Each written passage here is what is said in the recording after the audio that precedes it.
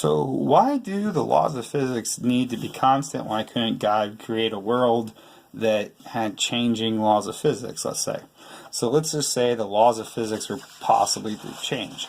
If they're possibly to change, now this might be kind of confusing, so just bear with me.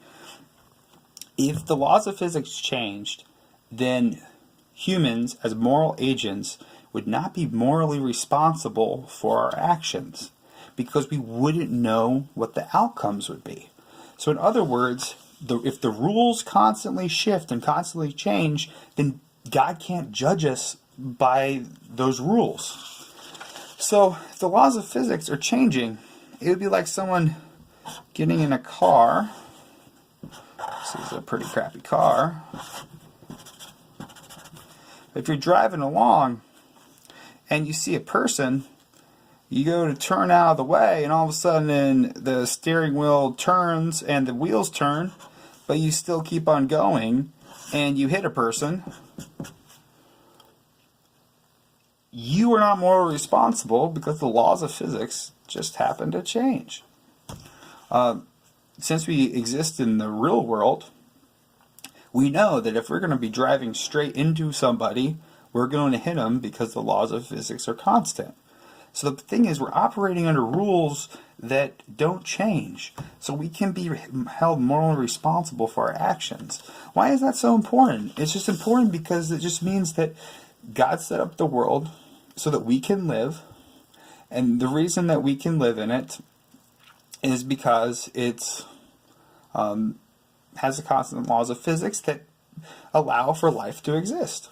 So one byproduct of that is that there's going to be things like hurricanes and cancer. So the real question is, if God's going to have a constant laws of physics that allow for cancer, how can he still be an all-good God? And the answer for that is that this world is temporary. If God just created a temporary world to see some suffering go on, even if there was everyone behaved perfectly, but we stubbed our toes every once in a while, and then lived to be 50, 60, 70, 80 years old, and then just kicked the bucket, I still think that would be a morally inferior concept of God. The fact that we live in a temporary world is really just preparing us for all of eternity. The idea that we're going to be able to live forever in a perfect, painless world. So this perfect, painless, cancer-free world, that's where we're going to be living. And the fact is that God has provided us a way to get there, and that is through Jesus. If God did not provide us a way to get to this eternity, then yes, there is no answer for something like cancer. But because God does exist, because there is no issue logically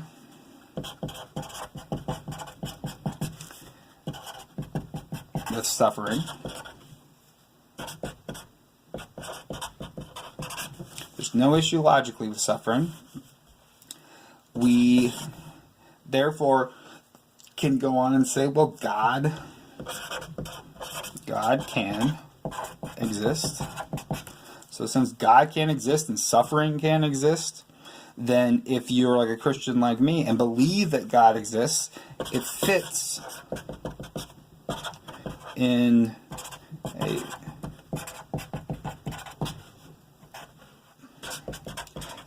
within a biblical framework if you hold a Christian worldview correctly, because there is allowing for natural death. There's plenty of evidence for that before even humans were on this earth. And the fact that the reason that there is natural death is because we have constant laws of physics. God's not suspending laws of physics habitually. If he did, then again, it goes back to the free will If God's just going to constantly suspend the laws of physics so that we never experience pain, we're going to never have any reason to really even accept them. We would basically be gods if we were able to walk around and never stub our toe. I could walk off a cliff and I wouldn't fall and die because I know God would have to protect me. Then basically God would be subservient to our will, and therefore we would be God because we'd be a more powerful being than God.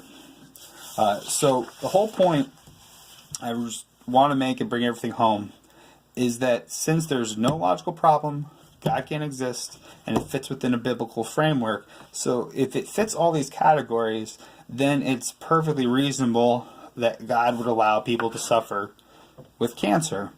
It doesn't mean that God is evil. It is just a byproduct of the world that we live in. And the good news is that He's provided His Son Jesus so that this temporary world is preparing us for eternity. So I hope that answers the question a little bit. It does require work on your part.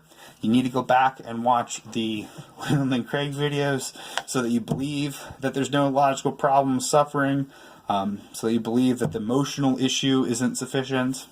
And then if you come at it from a Christian worldview, read those materials so that you really do think death exists before the fall. Because quite frankly, if you think that sin came into the world, and when Adam and Eve sinned, and that basically caused cancer, I think people are giving too much credit to the creative force of Adam and Eve by committing an act. And there's just not enough biblical data to support it, so that answer saying cancer was caused by that is not sufficient to answer to most people. What I believe is that God set up the world with laws of physics that are constant, and because of this, you're going to have things like UV light. You're going to have DNA breakdown over time, where things like telomeres that protect the DNA, that are on the ends of the DNA, and those will get shorter and shorter as we age, and eventually when they get too short, the DNA gets really messed up. So you live long enough, you will get cancer. And I just think it's part of God's ultimate will for this world because it's temporary. But again, we serve an all-good God that provided a way for us to get to eternity that'll be perfect. So thank you for your time. Hopefully this was informative.